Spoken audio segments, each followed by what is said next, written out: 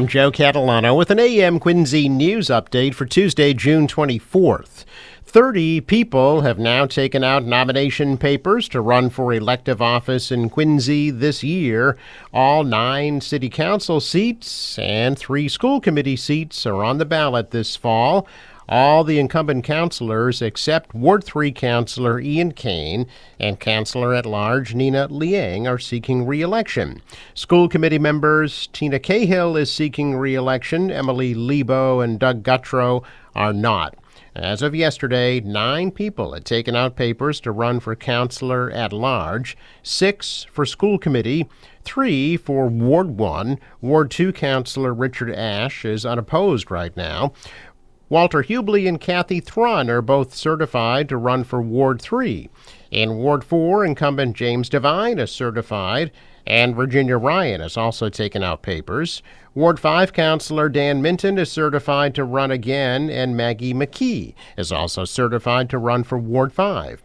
5 people have taken out papers to run for Ward 6. Candidates have until July 15th to return their papers to City Hall with the names of at least 50 registered Quincy voters. Police are seeking the public's help in locating a missing man who was last seen leaving Braintree Manor yesterday morning. 57-year-old Daniel Earl Wynot was last seen just after 5 a.m. yesterday leaving the Braintree Manor on Washington Street and walking northbound on foot. Police describe Wynot as standing about 5 feet 10 inches tall, weighing 201 pounds, with brown eyes and brown hair. He was last seen wearing a winter beanie, brown jacket, Patriots t-shirt, gray and white pants, black shoes, and carrying 2 bags and a backpack. Wynot is known to frequent the Worcester area and has family in Waltham. Anybody with information about his whereabouts is urged to call Braintree Police.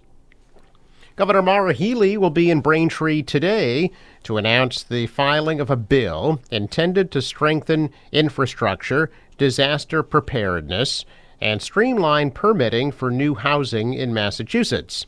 Healey, Lieutenant Governor Kim Driscoll, and housing and environmental officials will join Braintree Mayor Aaron Joyce at Braintree Town Hall at 10:30 this morning for the bill filing announcements. The MBTA warning of delays on the commuter rail line as the region experiences an extreme heat warning. In a post, the T said the trains would need to operate at reduced speeds in some areas to ensure safety as they compensate for heat-related stress on the tracks, which could result in slightly longer travel times. The Fall River, New Bedford, Framingham, Worcester, Franklin, Foxborough, and Kingston lines were experiencing up to 15-minute delays yesterday afternoon due to the heat speed restrictions. Those restrictions were lifted just after 8 o'clock last night, but are expected to be back in force today. If you are outside, you can definitely feel the heat. That means your pets can too. Experts say it's best to keep your 4-legged friends indoors where they're safe and cool. Dedham Animal Control says an officer was flagged down by a Good Samaritan about a golden retriever left inside a parked car while their owner went for a swim at a community pool yesterday morning. Officers say the dog was visibly panting and had been left inside the car for nearly 40 minutes. Officers cited the owner with a $150 violation. The Animal Rescue League of Boston says you should never leave your pet alone in a parked car, even with the AC or the windows cracked. They also warn heat stroke in pets and say pets don't sweat the way humans do, so if their core body temperature rises too high, it can run the risk of going into shock or organ failure. A former U.S. Postal Service employee will serve no time in prison after pleading guilty in March to embezzling over $18,000 through fake money orders while on the job. 47-year-old Christine Hedges of Brockton was sentenced yesterday in federal court to 3 years probation. Hedges was also ordered to pay almost $19,000 in restitution and forfeiture. Hedges began working for the Postal Service around 2020, most recently as a lead sales and service associate in Brockton. From about October of 2021 to August of 2023, Hedges engaged in a scheme to steal United States Postal Service funds for her personal use. As part of the scheme, Hedges generated for her own use no-fee money orders without a customer physically present at her customer window, and which a customer did not request. Hedges also stole cash from her workstation and often tried to conceal her theft by replacing the cash with the fraudulent money orders. Hedges generated about 64 fraudulent no-fee money orders. Of those no-fee orders, 11 were made out to her boyfriend or a family member. In August of 2023 to about August 14th of 2023, video surveillance from above Hedges' workstation showed her on at least one occasion removing cash from her assigned drawer and putting it in her pocket. In all, Hedges stole almost $19,000 in postal funds. Hundreds of thousands of immigrants across the country have been gradually losing their legal status. As President Trump's policies kick in, means many workers who had protections under humanitarian parole are now left in limbo along with their employers, including at Marshfield-based Road to Responsibility, a human services organization focused on people with special needs. CEO Dr. Christopher White said losing immigrants falling out of legal status on a rolling basis means there's a very real possibility of 12% of his 800-person workforce being cut. Over the past 6 months, the humanitarian parole for 500,000 people of several nationalities has been gradually phased out by the Department of Homeland Security, and the Trump administration has vowed to target workplaces as part of its immigration policy. A sixth of the population in Massachusetts, about 1.2 million people, is foreign-born, according to the Massachusetts Immigrant and Refugee Advocacy Coalition. And of those, a sixth, or 173,000 people, are estimated to be undocumented. In Massachusetts, 1 in 5 workers are immigrants, according to the Center for American Progress, with nearly 20,000 of them at risk of losing their work permits.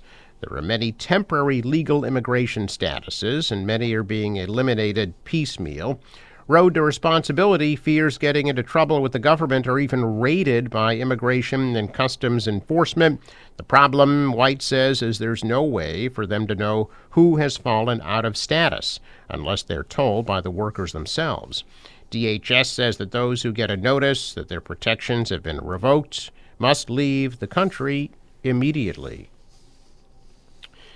Growing hostilities between Iran and the United States are heightening concerns that the world's oil supply could be disrupted. Here in New England, we're especially vulnerable to oil price fluctuations because this part of the country doesn't produce any of its own oil.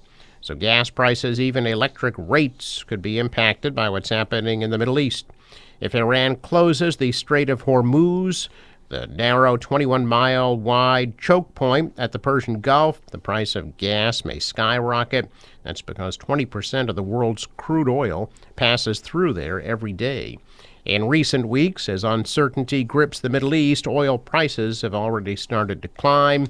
Now, Iranian leadership is seriously considering a more drastic step. Higher oil prices could also mean higher electric rates, so the cost of keeping a house comfortable could climb too. All of it means everyone in New England might be taking a financial hit if that strait is closed. In the past few years, the United States has emerged as a major exporter of oil, and in the long term, that could keep price increases in check, but in the short term, could be paying more for fuel. The Quincy College Foundation holding a benefit fundraiser today from 5 to 7 p.m. at Alba Restaurant in Quincy Center. Quincy Mayor Thomas Koch will be sharing remarks on the impact of education within the community. Check of business news this morning. Stocks are higher. The Dow is up 374. The Nasdaq rose 183. The S&P adding 57. Stocks rallied. Oil prices fell yesterday after President Trump announced what appeared to be a shaky ceasefire in the Israel-Iran war. The dollar fell. The euro is higher. Oil now at almost $69 a barrel.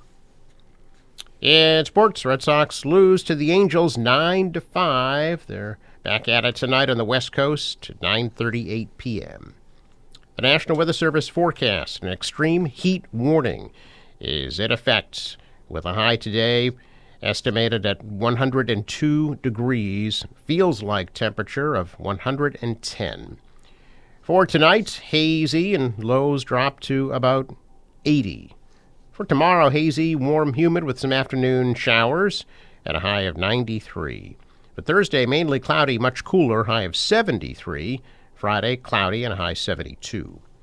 For the boater, waves 1 to 2 feet. The wind west at 10, gusting to 20 knots, and a high tide at 11 o'clock this morning.